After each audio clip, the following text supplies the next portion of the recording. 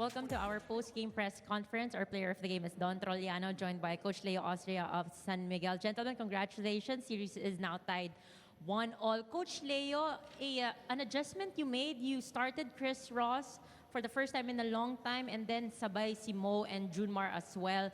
Just talk about that adjustment and how that made an impact with the way you wanted to start the game as well. Yeah, matagal kami magkasama ni Chris Ross since our first championship. And every championship, alam ko, nag-step up siya, starting from the playoffs. And then tonight, nakita natin how important he is. Andun yung kanyang leadership, andyan yung kanyang distribution ng bola, and then comfortable sa kanya yung mga players as a point guard.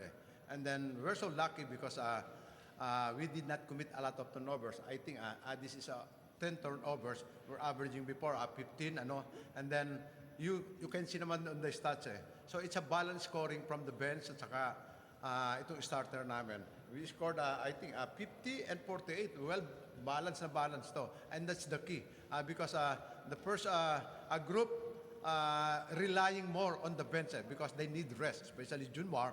Okay, and then Mo, I'm happy for Mo. He's playing well and nag-start siya after a few misses na nag-start siya sa game, and everybody, they're doing the role. And even Jeron Teng, pagpasok niya, I think he scored in double figure, 10 points, ganyan. Medyo very eager lang siyang umiscore. But we told him na, Jeron, this is a team game, okay? You should know what to do because we need you in the game as long as now you're playing good defense and your hustle is there, the energy is there, so we have no problem with him.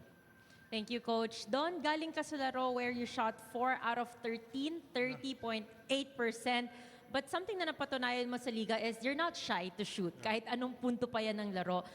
Where is this confidence coming from and how are you able to build this level of confidence? I work out every day. I work on my game. So, yun, doon ang gagaling yung confidence ko kasi wino-workout ko naman siya.